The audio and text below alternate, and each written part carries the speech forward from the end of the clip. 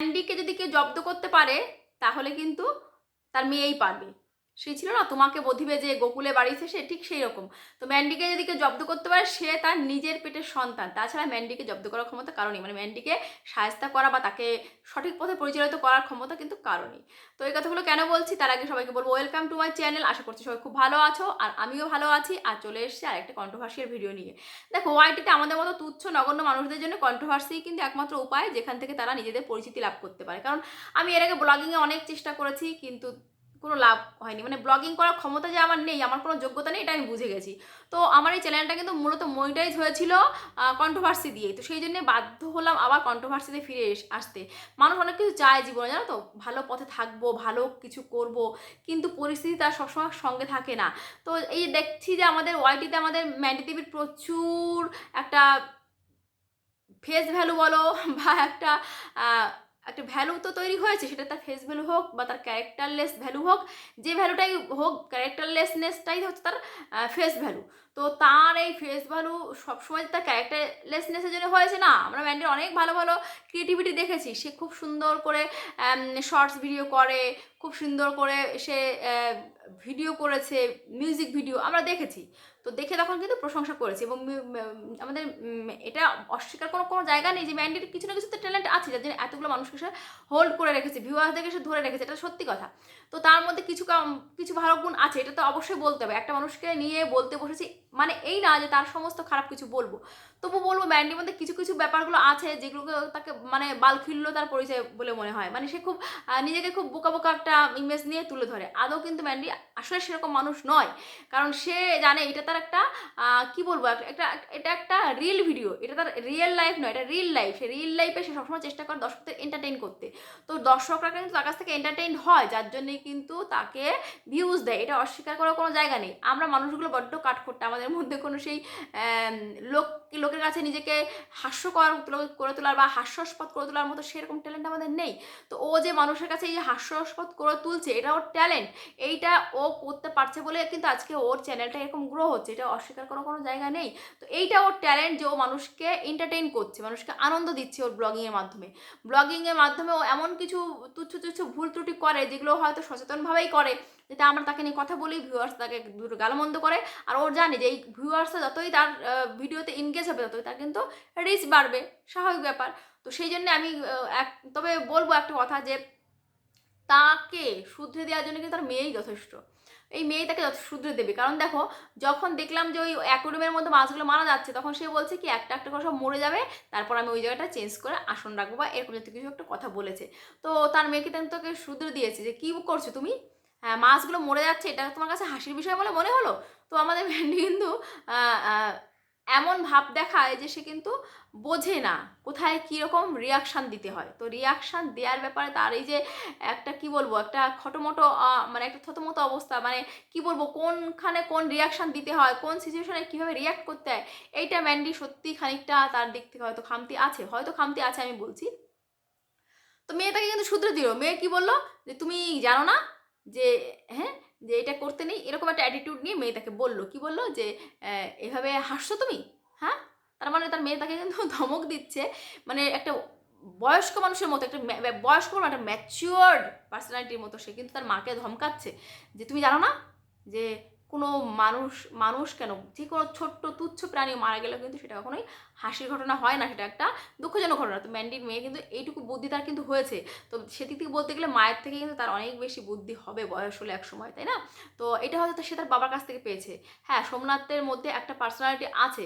আমরা অনেক সময় অনেক কথা বলি, অনেকেই বলে যে ভেড়া হেন তেন অনেক কিছু বলে। আমিও অনেক সময় বলেছি যে স্বামী আর স্ত্রী মিলেই হয়তো এই নাটকটা তারা করেছে, বা কখনো কখনো স্ত্রীকে নামেও অনেকটা বাজে কথা বলে ফেলেছে।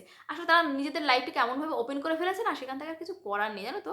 ও মানে কি বলবো, কিছু করার নেই, তাদের সব কিছু ওপেন হয়ে গেছে। তো সব স্বাভাবিক যেটা হয়, তর্কতর্কি বাক বিতণ্ডা, একটা উত্তপ্ত পরিস্থিতি, বাদানুবাদের মধ্যে একজন অন্যজনকে দোষারোপ করেছে, এটা স্বাভাবিক কথা। তারপরেও কিন্তু সোমনাথের মানসিকতাটা হচ্ছে একটু ইন্ট্রোভার্ট টাইপের, মানে ম্যান্ডি যতটা এক্সট্রোভার্ট, সোমনাথ কিন্তু একটা বিপরীত মেরু সম্পূর্ণ।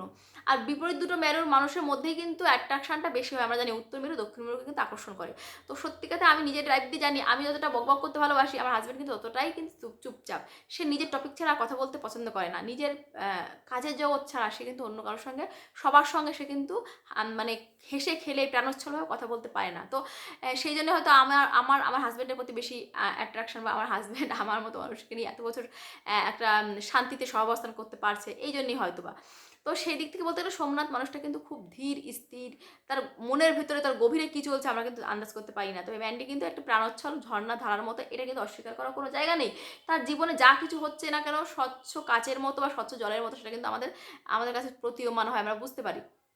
তো ওই জন্য বলবো যে আহ, আহ, ওর মধ্যে অনেক কিছু মানে ঘাটতি বা খামতি আছে, সেটার জন্য ও দায়ী নয়। ওর মানে শৈশবকালটা কিন্তু এরকম এমন একটা পরিস্থিতির মধ্যে কেটেছে, যেখানে সারাক্ষণ স্বামী স্ত্রীর মধ্যে একটা দাম্পত্য কলহের মধ্যে কিন্তু সে বড় হয়েছে। তো পারিবারিক শিক্ষা, পারিবারিক সংস্কৃতি, সংস্কার এগুলো তার মধ্যে নেই। তো নেই যেটা, সেটা তো সে অস্বীকার করছে না, সে কখনোই কিন্তু অস্বীকার করে না যে নেই। তো না থাকলে কি করা দেবে বলে একটা মানুষ? আমি যদি কারো কাছ থেকে ভালোবাসা না পাই, আমি যদি একটা সুস্থ পরিবেশ না পাই বেড়ে ওঠার জন্যে, সেজন্যে আমাকে তোমরা বলতে পারো কিন্তু দোষ দিতে পারো না। তো আমরা ম্যান্ডিকে কিন্তু সেটা তো দোষ দিতে পারি না, সে একটা সুস্থ পরিবেশের মধ্যে বড় হয়ে ওঠেনি। তবে আমরা সবাই চাই যে যাই হয়ে গেছে ম্যান্ডির জীবনে, যা ভুল টুরি সে যা করেছে না করেছে, তার শাস্তিও সে পেয়েছে, তার জন্য তার দুর্নাম বদনাম বলো কম হয়নি। হ্যাঁ, সে হয়তো ভালো করে ভালো টাকা আর্ন করেছে, কিন্তু তাকে যে পরিমাণ মানসিক হেনস্থান হতে হয়েছে, যে পরিমাণ বুলির শিকার হয়েছে বা যে হতে হয়েছে, যে পরিমাণ তাকে ইনসাল্ট ফিল করতে হয়েছে, সেটা আমাদের মতো সাধারণ মানুষের পক্ষে সত্যি সেটাকে সহ্য করা বা নেওয়া কিন্তু খুব একটা চারটিখানি ব্যাপার কথা নয়। তো ম্যান্ডি কিন্তু নিজেকে মানে নিজের প্রফেশনের জন্য কিন্তু এগুলোকে সব সব সয়ে নিয়েছে এবং সয়ে নিচ্ছে। এই যে তাদেরকে নিয়ে আমরা কন্ট্রোভার্সি করছি, সে কিন্তু সেগুলো সহ্য করছে। কিন্তু আমি একটা কথা বলবো যে এই যে স্বামী স্ত্রী যখন একটা দ্বৈরথ তৈরি হলো, তখন যে মানুষগুলো তাদের মধ্যে ঢুকে পড়েছিল, হয়তো তাদের ডাকা হয়েছিল বা হয়তো বা তারা নিজেরাই উপজে গেছিলো। আমার মনে হয় কারো সঙ্গে মেশার পর, আমি বারবার বলি, তার কল রেকর্ডিং ফাঁস করার মতো নোংরামি পৃথিবীতে দুটো নেই। ঠিক আছে, আমি কারোনার সঙ্গে মিশবো, তার পেটের কথা বের করে আনবো এবং সেটা পাবলিক করব, তার বিনিময়ে আমি আর্ন করব, এর মতো নোংরামি আমি আর দুটো আছে বলে পৃথিবীতে মনে করি না। কারণ একটা মানুষ যখন তোমাকে বিশ্বাস করে সে তার মনের কথা বলে, এটা চরম ক্রাইম। তার বিশ্বাস ভঙ্গ করা, কারো অনুমতি না নিয়ে তার কল রেকর্ডিং ফাঁস করা চরম অন্যায়। যদি না তার সঙ্গে কোনো ক্রাইম যুক্ত থাকে, সেই ঘটনার সঙ্গে যদি না কোনো ক্রাইম যুক্ত থাকে, আমি মনে করি কোনো মানুষের সঙ্গে মেশার পর তার পার্সোনাল কথাবার্তাকে তুমি পাবলিক করছো, এটা আমার সম্পূর্ণ মানবাধিকার বিরোধী কাজকর্ম হয়।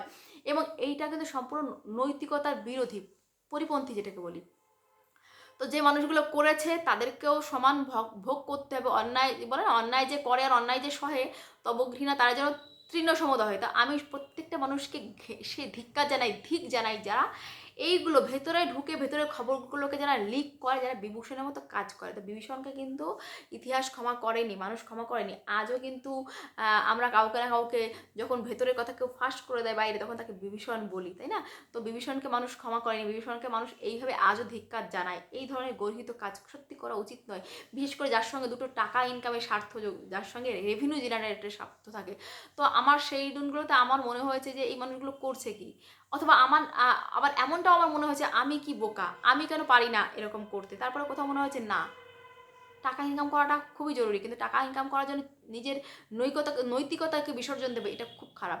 তো সেই মানুষগুলোর প্রতি যদি আজকে ম্যান্ডি তার ক্ষোভ বা ধিক্কার জানায়, তাতে আমাদের কিন্তু সত্যি কিছু করার থাকে না। তো নিতে হবে, এই ব্যাপারগুলোকে নিতে হবে।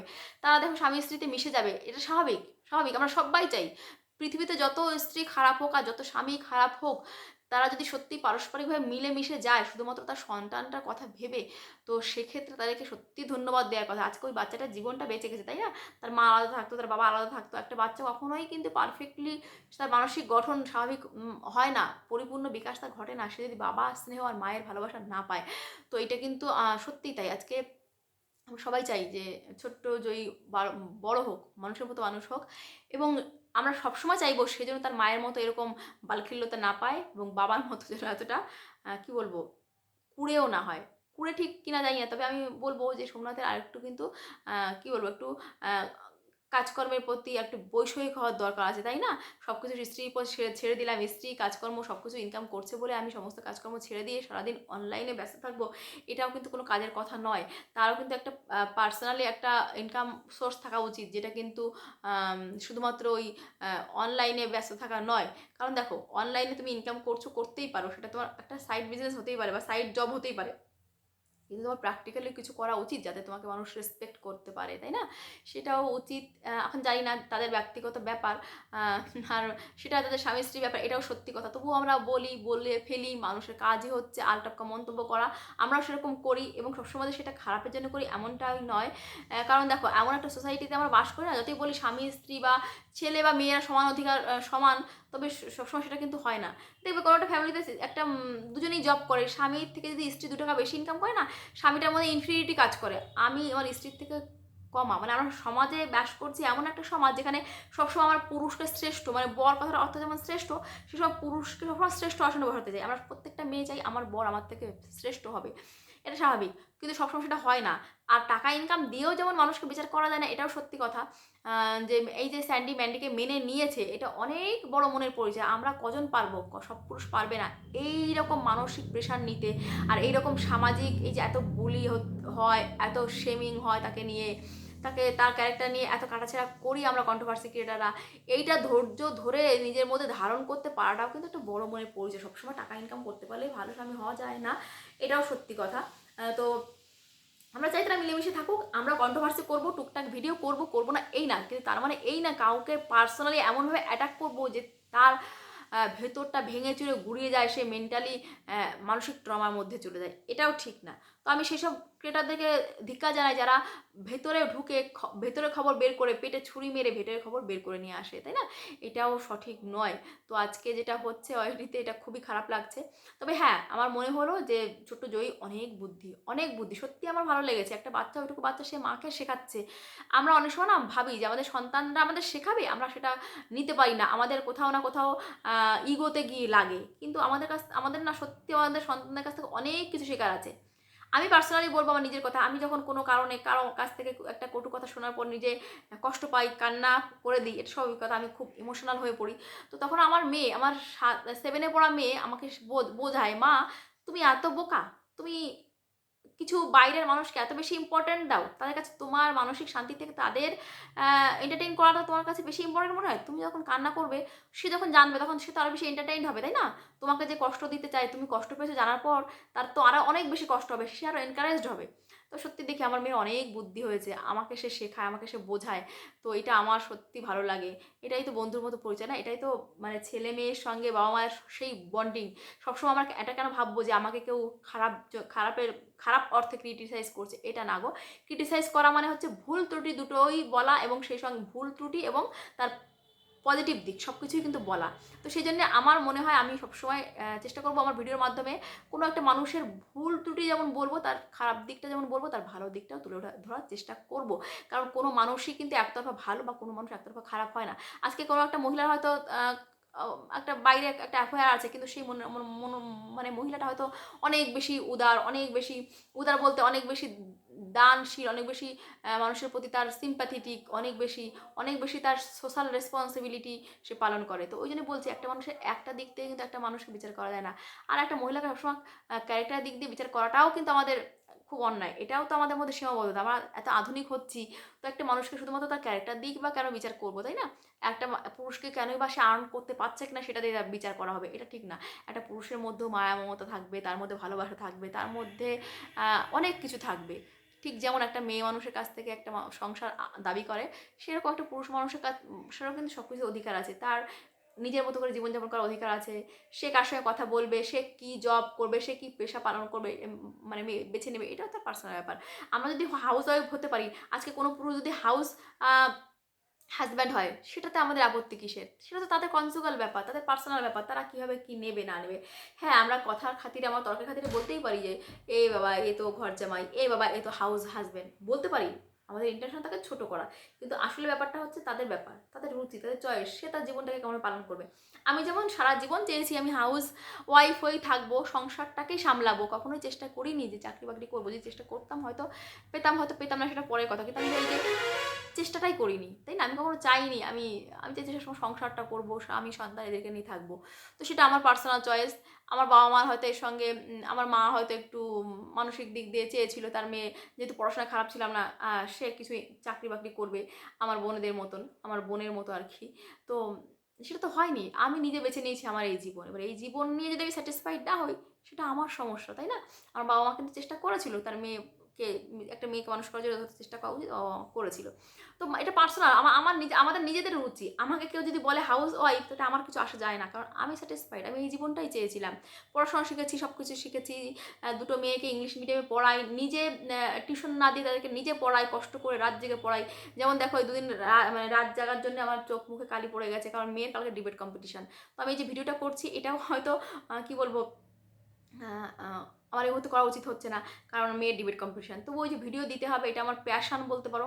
হ্যাঁ, এটা আমার প্রফেশন কিন্তু কখনোই এটা আমার কাছে অতটাই ইম্পোর্টেন্ট না। এটা আমার প্যাশন। আমি চাই আমি ১০ বছর কেন ১০০ বছর পরে ইনকাম করি। তবুও আমি সবসময় নিজের লজিকে ঠিক থাকবো। নিজের স্ট্যান্ড পয়েন্টে ঠিক থাকবো। মানুষকে ছোট করবো মানে এই না যে তার ঘরের মধ্যে ঢুকে যাবো, জোর করে ঢুকে যাবো, কারো অনুমতি ছাড়া ঢুকে যাবো তার বাড়িতে। না গো, এরকম নয়। আর আমি কখনোই কারো কাছে ফোন করে পার্সোনাল ডিটেইলস নিয়ে ভিডিও করায় বিশ্বাস করি না। তো চলো বন্ধুরা, আজকের মতো এখানেই।